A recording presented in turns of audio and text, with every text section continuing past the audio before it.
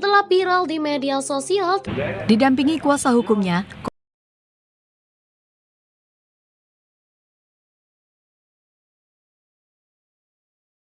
Apa tanggapan Ibu mengenai maraknya kasus pelecehan seksual terhadap anak di bawah umur? Untuk kasus pelecehan seksual anak di bawah umur, saya rasa sangat miris sekali. Pendapat Ibu, apa faktor-faktor yang melatar belakangi aksi pelecehan seksual terhadap anak di bawah umur? Untuk faktor-faktor yang melatar belakangi pelecehan kasus anak di bawah umur itu bisa jadi kesempatan yang pertama, kemudian yang kedua bisa jadi ada kelainan psikologi terhadap pelaku. Jadi pelakunya itu punya gangguan psikologi yang punya rasa tertarik kepada anak-anak di bawah umur, dan itu sangat tidak bagus. Menurut Ibu, apakah kebijakan pemerintah dalam menangani permasalahan tersebut sudah tepat? Untuk penanganan masalah atau kasus-kasus pelecehan seksual pada anak itu masih kurang tepat, karena ada beberapa hukum yang saya rasa masih mengganjal di beberapa aspek. Menurut Ibu, hukum apakah yang pantas diberikan kepada pelaku pelecehan seksual terhadap anak di bawah umur?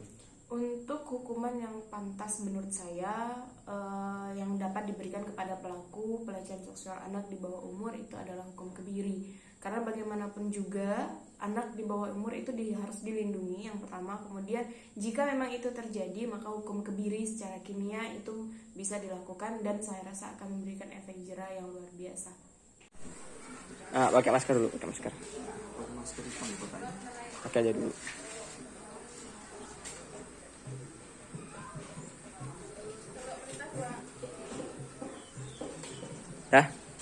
Tas dulu.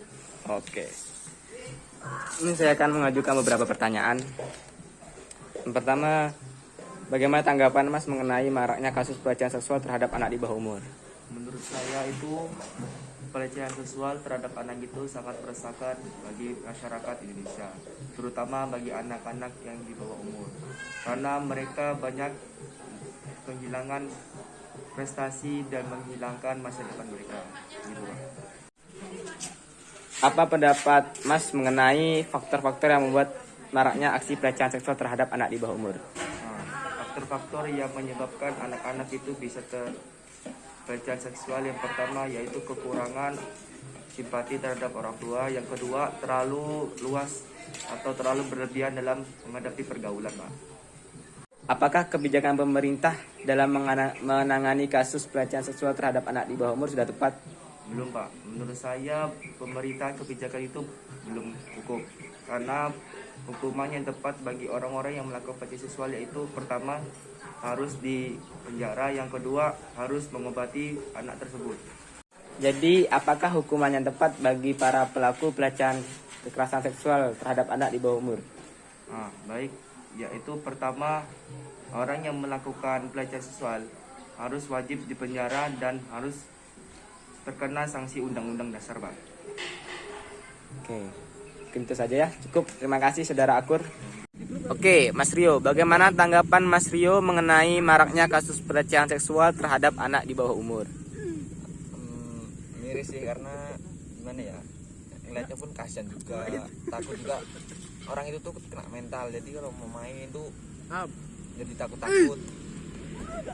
Oke, apa pendapat Mas Rio mengenai faktor-faktor yang membuat maraknya aksi pelecehan seksual terhadap anak di bawah umur? Kalau untuk zaman sekarang sih kayaknya karena faktor internet lah, karena di internet tuh kita mau nyari apa sih yang ada di internet tuh. Menurut Mas Rio, apakah kebijakan pemerintah dalam menangani permasalahan tersebut sudah tepat? Harusnya sih sudah, cuman kan pemerintah sudah melakukan hukuman misalnya kan, tapi ngapa masih terjadi itu juga karena butuh kesadaran dari warga sekitar untuk memperingati atau memberi hukuman yang kira-kira buat orang itu jerak lah. Menurut Mas Rio, hukuman apakah yang pantas bagi pelaku pelecehan seksual terhadap anak di bawah umur? Kalau dari saya sih, pendapat pribadi saya itu cukup diasingkan lah, biar orang itu tuh ya diasingkan gitu. Karena kalau hukum kayak hukum kebiri itu terlalu sih menurut saya, jadi cukup diasingkan dari masyarakat.